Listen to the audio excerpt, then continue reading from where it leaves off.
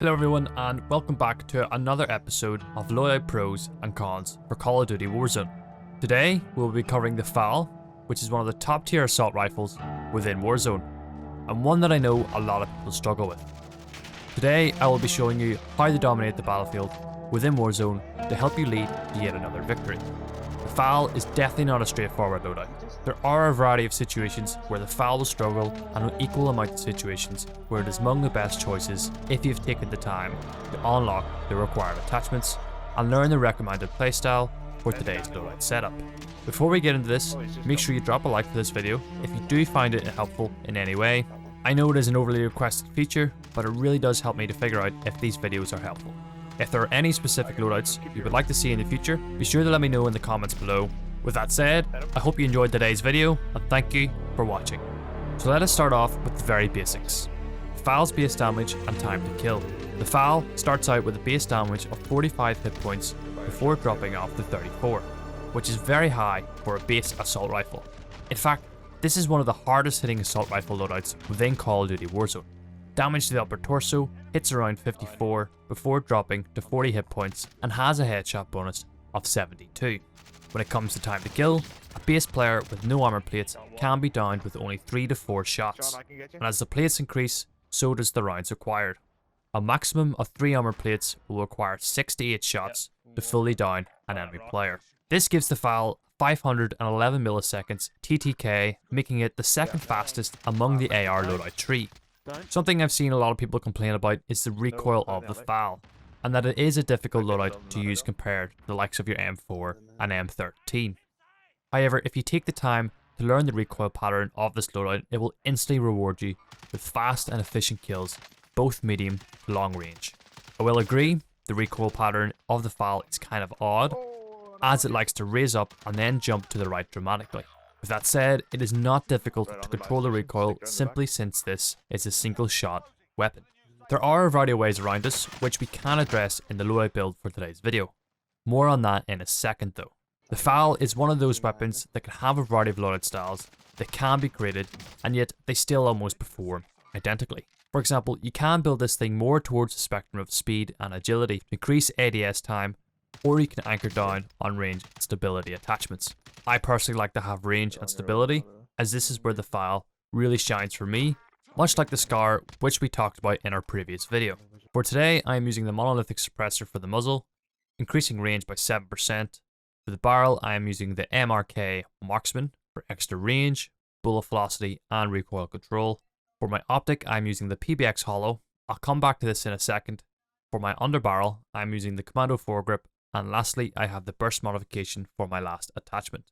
Now, the reason I want to come back to the optic is because depending on how you like to play, I would suggest using a combat sight or any other long range optic. When using the single shot mode, as you'll see, you'll need to be a little more accurate over the longer ranges. I was experimenting with a hollow and the burst mode just to see if the Fal could hold up at closer ranges, and it's safe to say it does. So this is really personal preference. If you prefer the single shot, remove the perk and use a combat scope. If you like the burst, leave the perk on and use a hollow or any sight of your choice really. It really boils down to your playstyle. Speaking of, let's move on. The Fal is a loadout that requires a little more thought when compared to some of the more easier loadouts, as this will shred at medium to long range. It is a loadout that likes to reward accuracy to its user and punish its target with its long range and high damage. With that said, I would highly recommend that you use a playstyle called anchoring with this loadout. Note that I did not say camping, as this is a strategy often used within Rainbow Six Siege. To anchor, your main priority is to hold power positions such as a collection of buildings, or even something as simple as the high ground for as long as possible. This will then allow for teammates to play the roaming role, where they will rotate and flank the enemy, locking them into what is called a pincer maneuver. Knowing when and when not to push will make the difference of utilising the Fal to its full potential. Speaking of potential, the Fal comes with a variety of perks. Compared to other assault rifles, it has one of the highest times to kill with its high damage output. It is extremely efficient range, making it an excellent counter to snipers and long range engagements. As for the cons, the single fire is a factor, as you do need to have a relevant decent trigger finger to make the Fal work its magic. There is an awkward recoil pattern that you do need to be aware of, but once you have some practice under your belt, it is extremely rewarding within Warzone.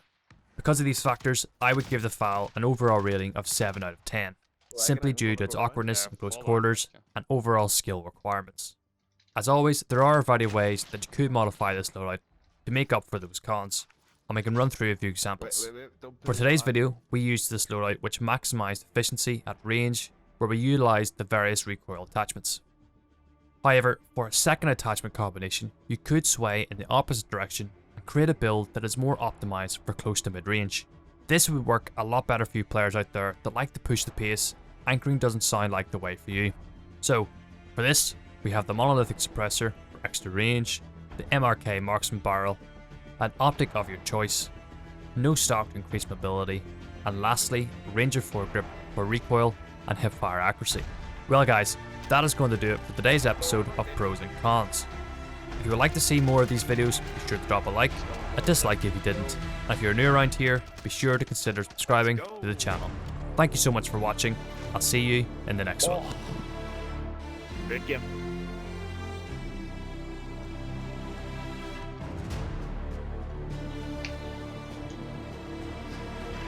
That last minute revive though. That's gnarly. What's that? That last minute revive. He just, he destroyed me too. We just saw each other's head. Just see his eyes, like, picked me quite well. I'm glad I picked up that scar. Okay, here we go. Here we go again. All the scar, like